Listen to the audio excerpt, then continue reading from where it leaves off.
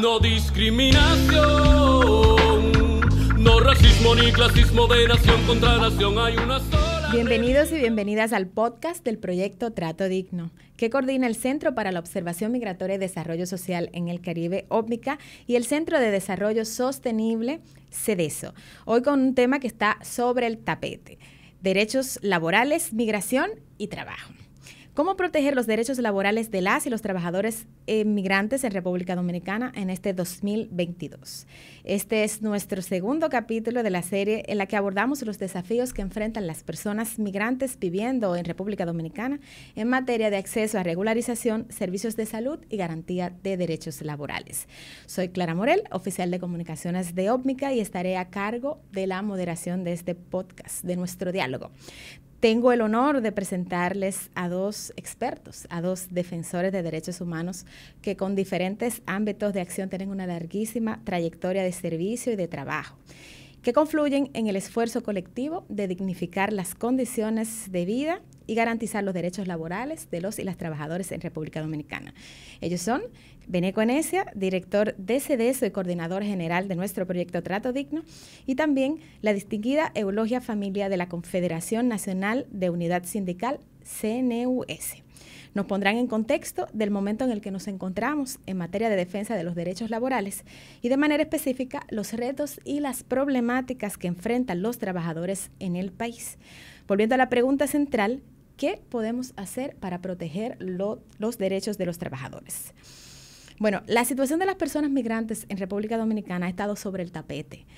Hemos visto cómo no han cesado los escándalos desde el último trimestre de 2021, cuando el Ministerio de Interior y Policía anunció y empezó a ejecutar una serie de medidas para el control migratorio que vinieron a arreciar la política de mano dura contra la migración irregular y que ha dado paso a la arbitrariedad, incluyendo a una serie de medidas que afectan a grupos protegidos por la ley. Antes de hablar de la situación actual, para ilustrar un poco a nuestra audiencia, Beneco podría hablarnos del contexto histórico. CEDESO trabaja en el sur, así que háblenos un poco de todo el origen de la migración, que tiene un fuerte componente laboral desde sus inicios. Muchas gracias, Clara, y saludos a la amiga Eulogia y a nuestra audiencia. Es bueno hablar y para entrar en contexto de la situación, de la historia de la migración, sobre todo la migración haitiana en la República Dominicana, es importante señalar que estamos hablando de un fenómeno que data de más de un siglo de historia.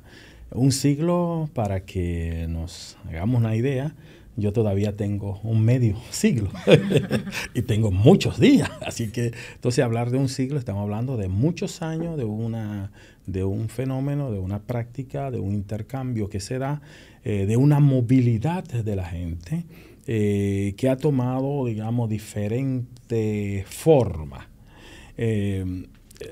Está relacionado o muy vinculado, no es la única, pero muy vinculado a la agroindustria en la República Dominicana, sobre todo a la caña de azúcar, a la producción de caña, a los ingenios que en principio estamos hablando de 12 ingenios que el Estado Dominicano, ¿no?, logró administrar, aunque y antes de esto formaba parte, digamos, de una inversión extranjera en la República Dominicana. O sea, la historia del siglo, de un siglo de la República Dominicana, está muy presente ese fenómeno de la migración.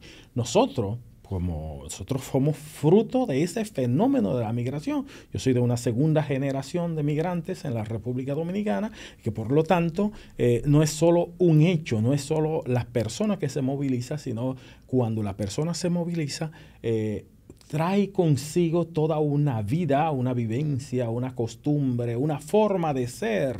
No es solo la mano de obra que viene con el gagá, viene con su creencia religiosa, viene con su familia, viene con el deseo de innovar y de invertir aquí y después también de ayudar a su familia en el país de destino. Entonces, realmente estamos frente a un fenómeno que en el caso de República Dominicana generó toda una comunidad que usted y yo conocemos, que son los bateyes, que tiene su propia característica, tiene su forma de ser, tiene su forma de hablar. El creol está muy presente en la República Dominicana, ya no es un idioma de Haití, sino que está muy presente, porque si hablamos de 400 y pico, de 400 y tanto de comunidades que son consideradas bateyes en la República Dominicana, estamos hablando de que hoy la estadística de la ENI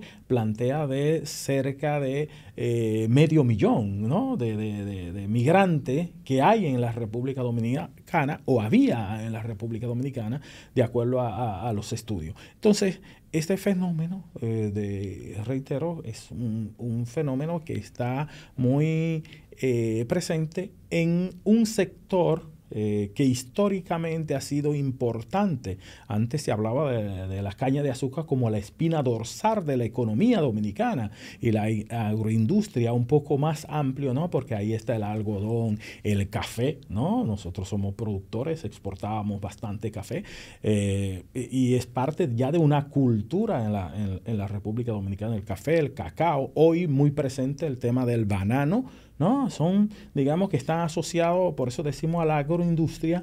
Y el migrante que vino, que estaba en el batey, que está ahí, que hoy en día tú te encuentras con unos envejecientes, ¿no?, que han dado toda su vida en el corte de la caña, hoy lamentablemente mendigan una pensión del Estado cuando habían cotizado para esos fines, pero sin embargo no están teniendo ese acceso.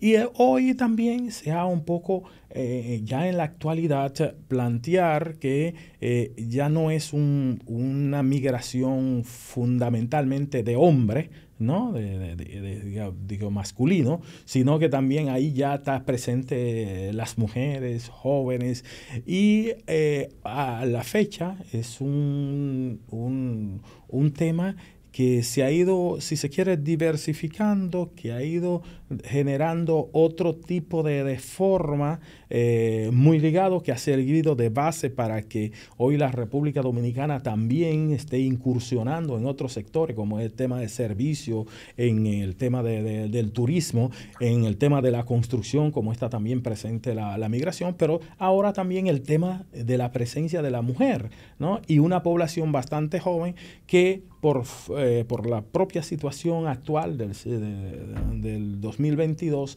que vive el hermano país, muchas veces está muy presente una movilidad de gente con algo muy positivo, porque tener una población joven insertado en la producción es muy alentador también.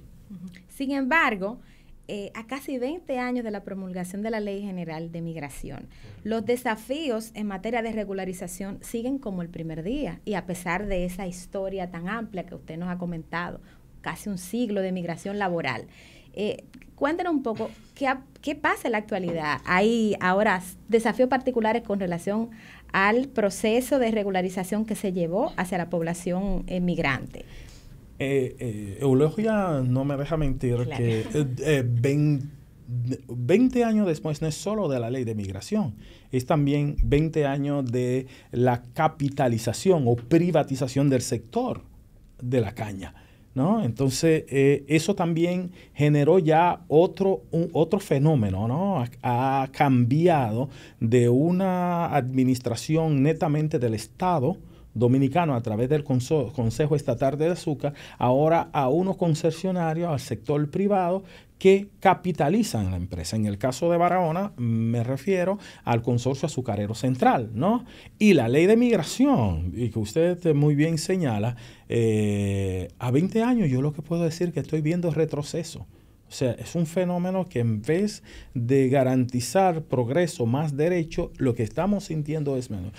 Mayores niveles de explotación, menor presencia realmente de la mano de obra, la forma de cómo se administra, se paga. Es muy reciente lo que el Estado ha intentado un poco equilibrar con un aumento salarial, pero lo que se ganaba por tonelada de caña era una cuestión de miseria. Y al día de hoy sigue siendo una miseria, porque una persona en una semana trabajando, lamentablemente lo que le proporciona que son alrededor de 2,000 pesos, ¿no? Entonces, cuando tú lo mides al mes, no llega ni siquiera al 50% del salario mínimo. O sea, hay mucho cuestionamiento. Hay que ver ahí el tema de la libertad sindical. Y para quedarme en materia del tema de la ley de migración, ¿no? Esta ley que debería ser aplicado, no esperó más de 15 años para que se construyera un reglamento que hiciera viable este proceso. Se hizo en un contexto, y aunque el Estado, por ejemplo, como parte, digamos, de la aplicación de ese reglamento, tú te das cuenta que no ha surtido el efecto. Usted tiene 200,000 y pico de personas que aplicaron un plan de regularización, y tú te preguntas cuánto están regularizados a la fecha. O sea, ¿qué categoría migratoria adquirieron? ¿No? Eso es muy reducido con relación, o sea, el impacto que ha tenido es muy... Entonces, la forma que se ha estado aplicando la ley no es para garantizar derechos. O sea, una ley se hace en el marco de un Estado de Derecho y se asume que es para esto. Pero la forma en que desde el Estado se aplica esto no garantiza eso que es el derecho básico de la persona, y sobre todo del trabajador que viene con ansia y deseo de producir, de colaborar y sumarse al esfuerzo de un país. Eulogia, una líder histórica, muchos años, como decía, de servicio, de trabajo, de defensa de los derechos de las y los trabajadores. Sin embargo, parecería que el movimiento sindical a veces va en paralelo a los derechos de las personas migrantes. Y vemos como sí hay una historia común, como si hay una trayectoria de defensa que une a los liderazgos independientemente del origen nacional de los trabajadores.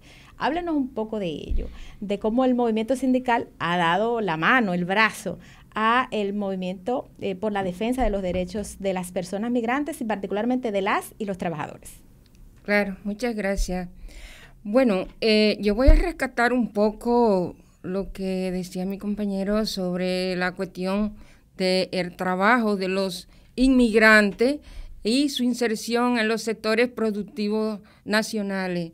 Tenemos que ver que aun cuando éramos una economía rural, esa migración, especialmente la inmigración haitiana, estaba inserta en la producción en el marco de lo que era lo que le llamaban la columna vertebral de nuestra economía, el azúcar.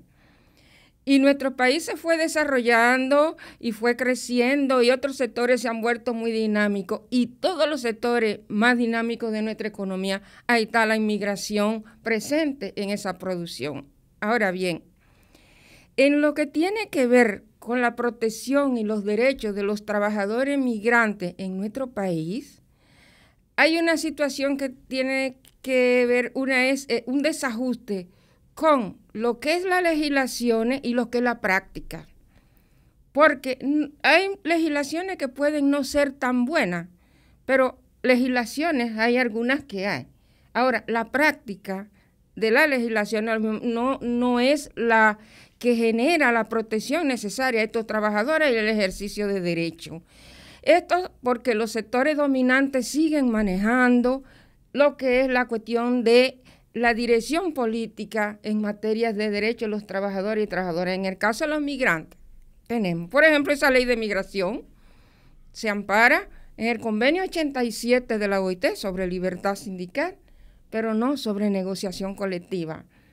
Se ampara en la protección al salario, se ampara también en términos de lo que los convenios 29, 105 contra el trabajo forzoso, y también el convenio 19 sobre la protección a los trabajadores sobre accidentes de trabajo. Pero, ¿qué protección le vamos a dar a los trabajadores migrantes si no están registrados en la seguridad social? Ni mucho menos están registrados en lo que hoy es IDOPRIR, que antes era solo riesgos laborales del Seguro Social. ¿Cuál es la protección que le pueden ofrecer si no están registrados, aunque eso es una ley? Entonces, esa cuestión que se expresa en nuestro país entre la legislación y la práctica es un desajuste que normalmente los sindicatos estamos evidenciando respecto a los derechos. El Código de Trabajo, aunque no aborda tanto el aspecto migrante, pero tiene principios claros contra la discriminación, contra el trabajo, a favor de protección y en igualdad a nacionales y extranjeros. Tiene, y lo mismo, el principio 1 que dice que el trabajo se hace con la protección del Estado. Entonces, nada de estas cuestiones se cumplen en concreto, sino que caemos en una situación de informalidad con los trabajadores migrantes. Y algo muy importante es que al trabajador y la trabajadora migrante se le tiene el criterio de que porque son migrantes y si no tienen documento, no tienen derecho. Y eso precisamente es una actuación aprovechable por sectores que tienden a explotar a los trabajadores y la trabajadora migrante. Y es la cuestión de que los sindicatos hemos estado reclamando que se regularice el trabajo de los migrantes, no porque no tengan documentos, sino porque existe la persona. Y el código dice que el trabajo que se repunta como trabajo el que se realiza, el contrato de trabajo el que se realiza, no el que se suscribe. Entonces, si un trabajador o una trabajadora tiene un carnet para trabajar en una empresa, entonces normalmente tiene acceso a derechos en igualdad que los demás trabajadores y trabajadoras. Ese es el gran desafío que nosotros tenemos como país y es hacer de la legislación una práctica y sobre todo los sectores productivos. Ahora bien, cuando te hablan de la cuota de trabajadores migrantes, los empleadores no van a buscar a los trabajadores migrantes, lo localizan aquí y son incontrolables las cuotas. Ahora, lo que es real es que le trabajan y los servicios de inspectoría no hacen su eficiente trabajo de demostrar que hay un trabajador migrante trabajando y que hay que pagarle en esas condiciones.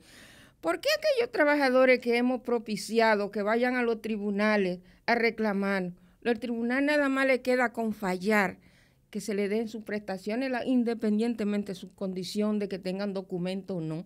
El tribunal tiene que fallar, la justicia falla reconociendo que tienen derecho a sus prestaciones laborales e incluyendo indemnizaciones a la seguridad social por no cumplir con la seguridad social. Entonces, los sindicatos entendemos que debemos organizar a los trabajadores migrantes en nuestro sindicato y por eso nuestra confederación tiene un espacio para la organización en los sectores donde están insertos, construcción, turismo, en el sector de la agricultura o la agroindustria y también en el sector de la caña.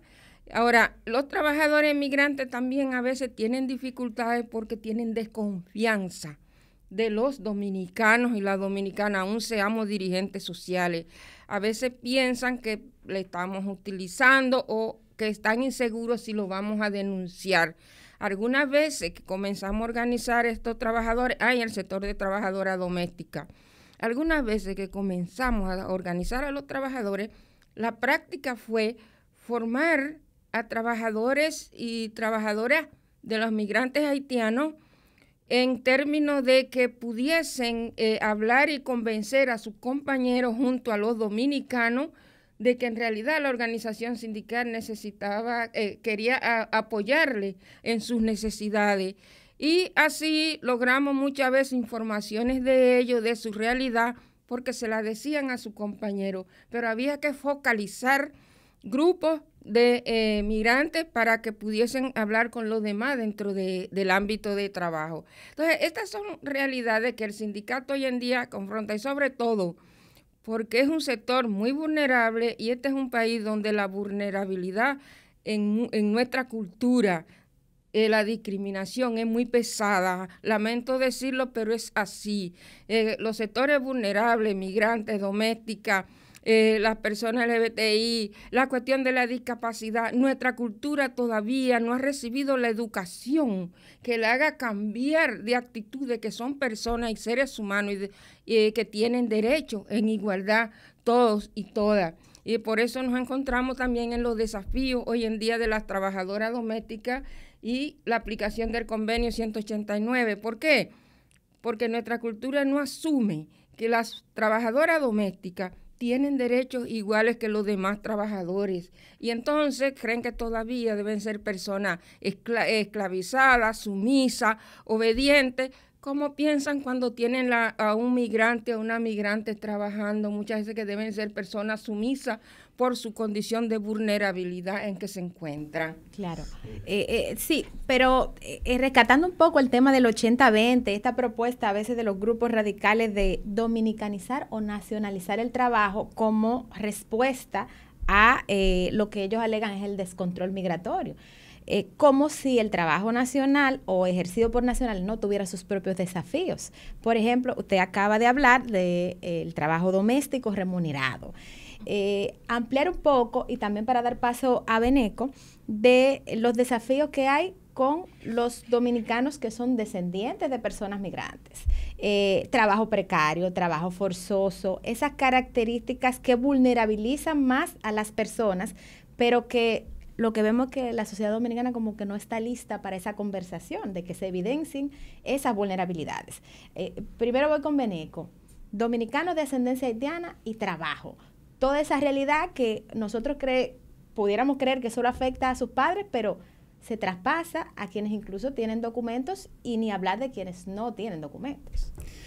Bueno, la práctica, que es el elemento que señala muy bien Eulogia, yo creo que es parte de lo que nosotros tenemos que ver, especialmente para la población dominicana, que es de ascendencia haitiana o del batey, si yo quiero decirlo de otra forma. El acceso es muy limitado. Evidentemente está asociado a las oportunidades que se le ofrece de acceso a empleo digno. Evidentemente uno es hijo de migrante, ha acompañado a su padre, bien sea en el cañaveral o en la fábrica, en el ingenio. Ya, por ejemplo, tenemos actualmente cerca de 600 trabajadores migrantes que están en el día a día, pero en las comunidades están los que hacen la veces de operadores, de regador, del chequeador, ¿no? El pesador, como tradicionalmente le llamamos. En su mayoría son de ascendencia que también están metidos como parte de la empresa que gestiona el ingenio Barahona. ¿Qué pasa? ¿Cuál es la calidad de ese trabajo?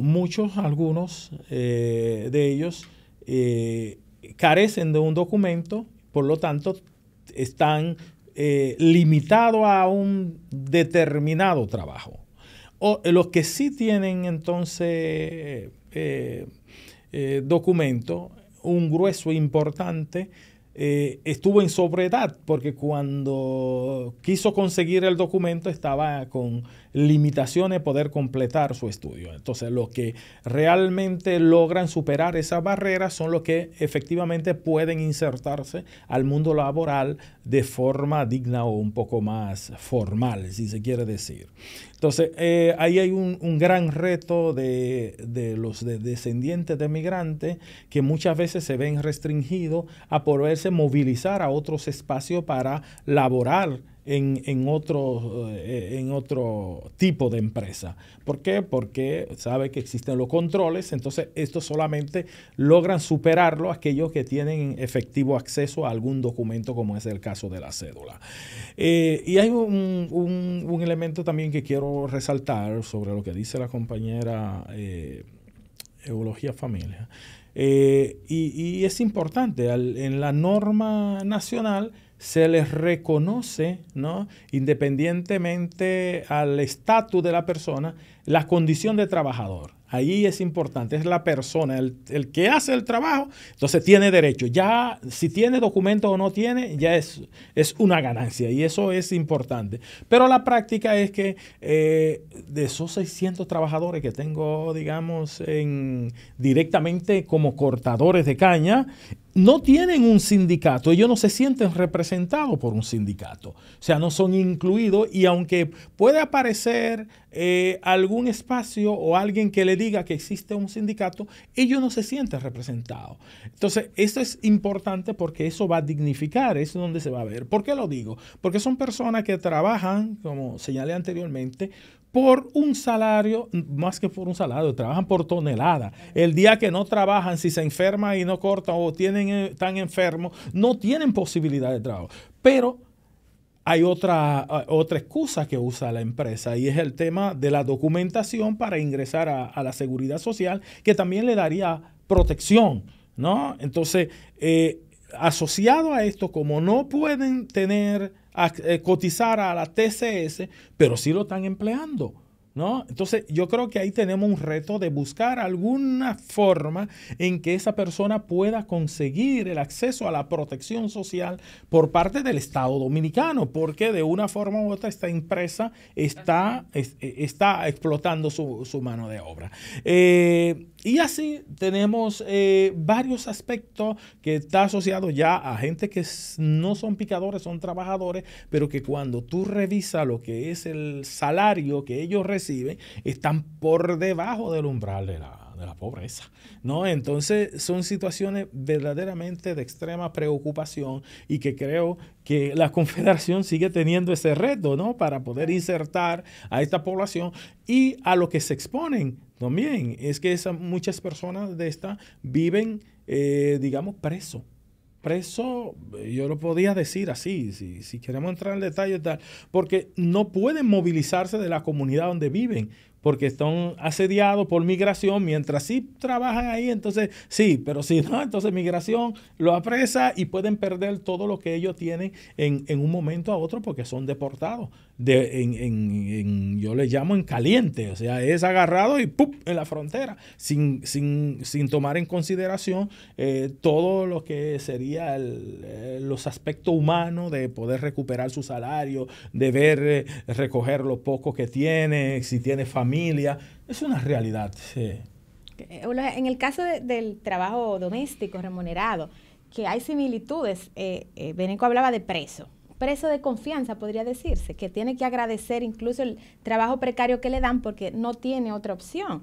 Sin embargo, esta idea de no regularizar, de no brindar garantías como un sostén de la economía nacional, o sea, parecería que si le damos sus derechos o garantizamos sus derechos, estamos destruyendo parte de la economía. Háblenos de eso y del revuelo que ha causado todo este proceso de consulta para regular el trabajo doméstico remunerado. Claro, el trabajo doméstico en nuestro país es un caso serio porque es un precario, hay mucha explotación y la diferencia, digamos que el promedio está entre 6,000 y 7,000 pesos. Puede haber una o dos domésticas que tengan 20,000, pero regularmente el salario oscila entre 8, 7 y 6 y un promedio de 7,000 pesos. Ahora bien, eso de que, fíjate, eso de que los derechos, acceder a los derechos de la trabajadora doméstica es una amenaza a la economía. Eso es horrible porque ningún ser humano debe ser sometido a explotación, abuso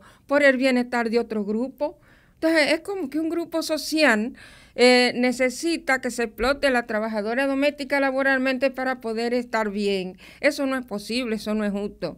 Entonces eso es un reclamo que nosotros entendemos que la resolución del Ministerio de Trabajo, la propuesta, nosotros la asumimos en principio como una resolución, como base para iniciar un proceso en un país que desconoce los derechos de la trabajadora doméstica y hay que crear condiciones, pero todavía esa resolución no es completa.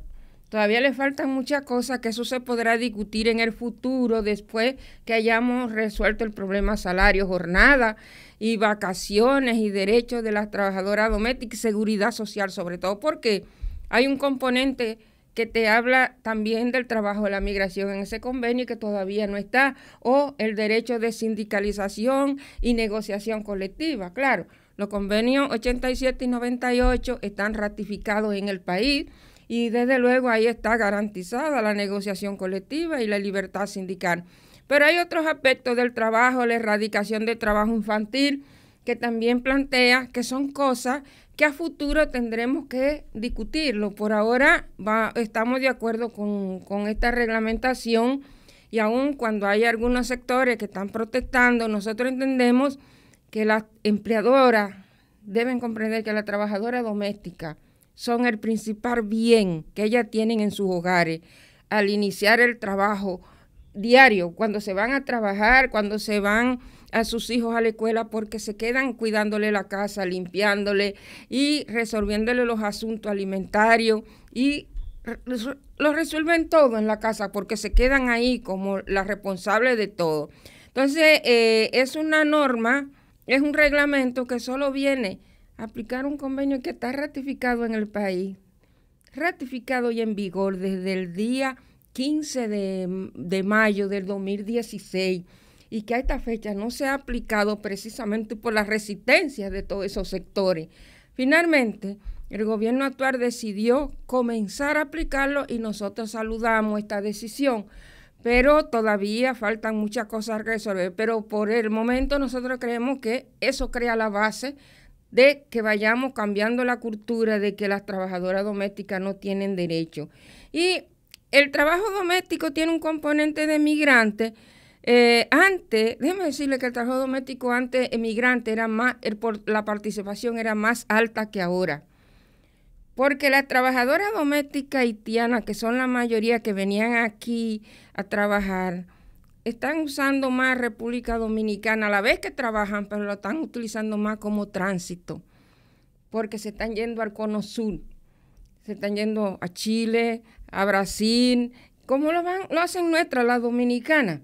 En ocasiones pregunté que por qué, a una trabajadora, que por qué estaba recaudando su dinero, que ella decía que lo estaba ahorrando para irse a Chile. Y ella me dijo, no, porque en Chile no pagan mejor y la gente no nos trata como nos trata aquí. O sea, se sentían como más halagadas trabajando en Chile como que trabajar aquí. Entonces, esa realidad también es muy importante considerar. Antes hablaban las encuestas de un 20 o 22% de trabajadoras migrantes. Hoy en día es más o menos como un 17 o 18%. Ahora bien, el trabajo migrante en República Dominicana ahora tiene un componente Venezuela.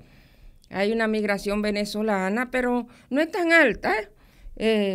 Y quiero decirles que también, como por ejemplo unos avisos que pusieron una vez ahí de que necesitaban una trabajadora blanca, preferiblemente venezolana, que también se arman muchas confusiones y conveniencias de discriminación también frente a estas trabajadoras. Pero la migración hoy en día es muy importante en República Dominicana, porque contribuye el trabajo doméstico, el trabajo en la agroindustria, el trabajo en la construcción, en el turismo y la informalidad. Y la informalidad, nosotros, señores, estamos comiendo todo lo que nos llevan una gran parte de los migrantes, casi la mayoría de los vendedores ambulantes que tú te encuentras en la calle y que te lleva la verdura a tu casa y la fruta, son trabajadores y trabajadoras migrantes, y que te lo encuentras en los mercados y en la calle. Ese es un alto componente, porque precisamente, sobre todo las mujeres que se han sentido más discriminadas, prefieren trabajar en la informalidad que meterse en el trabajo del servicio doméstico. Porque si la vida es difícil para la dominicana, imagínate tú para una migrante cuál es su situación. Sin embargo, seguimos propugnando también porque estas trabajadoras tengan su oportunidad y creando hasta liderazgo. Nosotros hemos promovido liderazgo de trabajadoras haitianas en el servicio doméstico, para que tengan oportunidades también de conducir y defender. Son a veces víctimas de violencia. En el pasado, no en este momento, pero en el pasado tuvimos situaciones difíciles de trabajadoras en el servicio doméstico que le quitaban el pasaporte para que dijeran, y la obligaban a decir que no tenía documento. Que tenían que decirle a la gente que no tenían documentos porque se creían que se estaban salvando con eso de cualquier compromiso contractual como empleador o empleadora. Bueno, necesitaríamos varios capítulos para abordar toda la realidad del trabajo y la migración, porque ciertamente el componente de los y las venezolanas también abre otro espectro de vulneración de derechos que a veces la gente no lo percibe como tal, pero ciertamente es. Solo que, perdón que te interrumpa, solo que la suerte de la venezolana no es tan crítica y difícil. No, ellas tienen situaciones difíciles, pero no sienten a veces ese rechazo que sienten las haitianas en República Dominicana. Aunque su situación es difícil también y de explotación. Sí, otras realidades como la trata de personas, el tráfico también. Claro, ellas pasan por situaciones difíciles. Sí.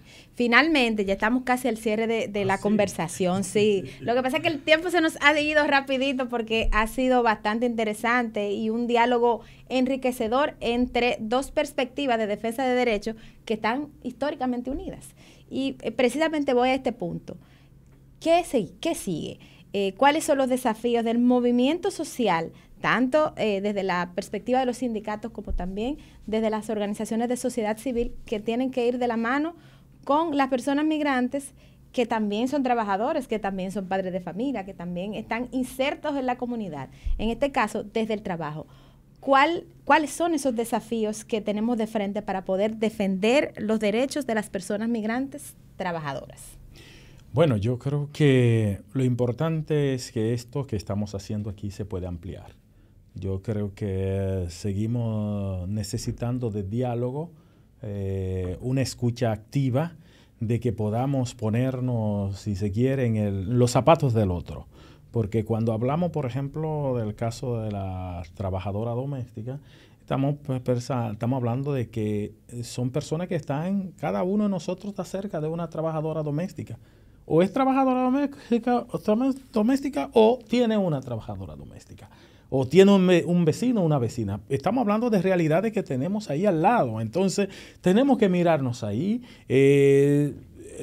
Usted que es funcionario de una empresa, usted que es maestra, es médico, es una profesional de diferentes áreas, de seguro que tiene alguien en su casa y usted aspira a tener buenos salarios, entonces tiene que pensar que también el otro que trabaja con usted también es merecedor de esas condiciones, porque las limitaciones que usted tiene en términos de salario también las tiene la otra persona. Entonces ese diálogo de esa empatía que debe haber en términos de la sociedad, yo creo que tenemos que seguir enriqueciéndolo. Por el otro lado, yo creo que tenemos que seguir abordando seriamente esa situación en materia de garantía de derechos. Nosotros tenemos que ver eso como un derecho, que la gente tiene que tener eso garantizado y tenemos que demandar que el Estado garantice esa protección.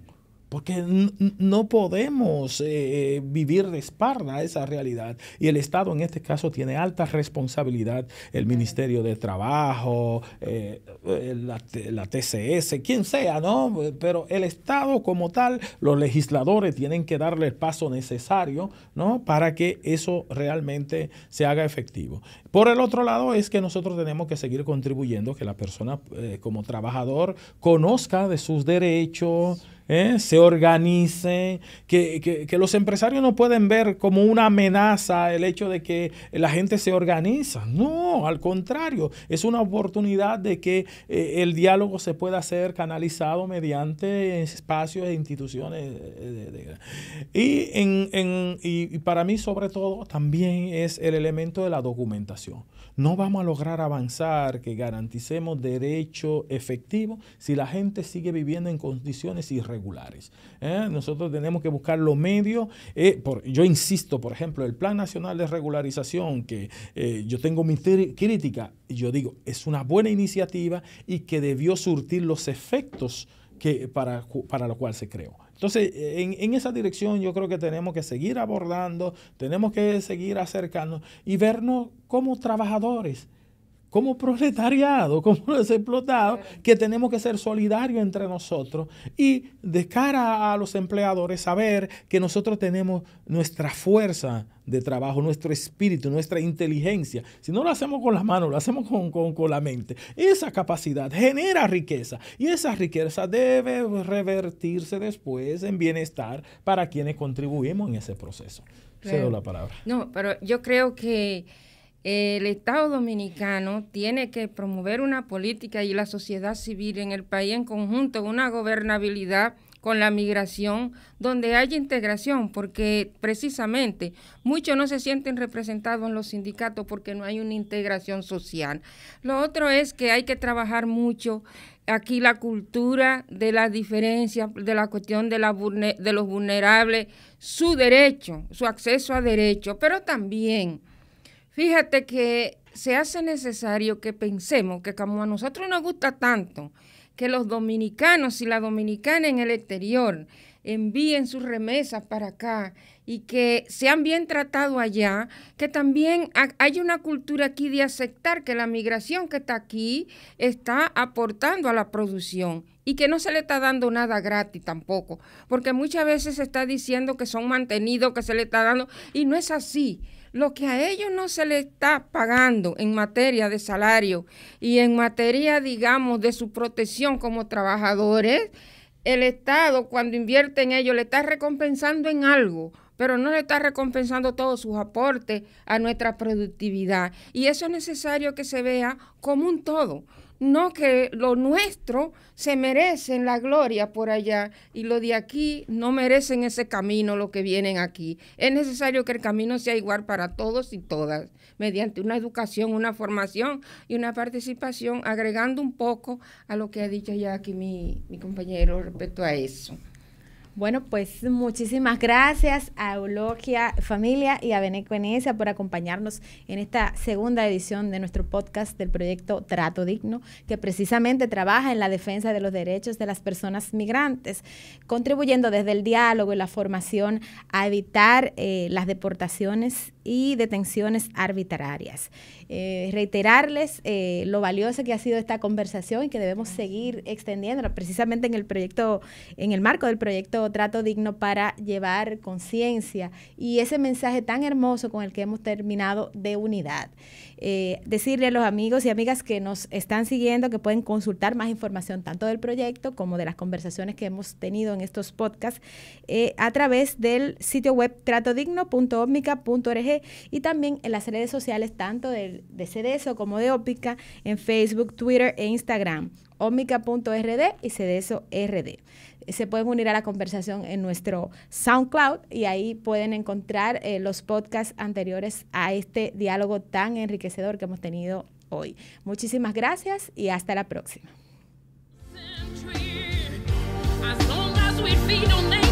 Division and hypocrisy.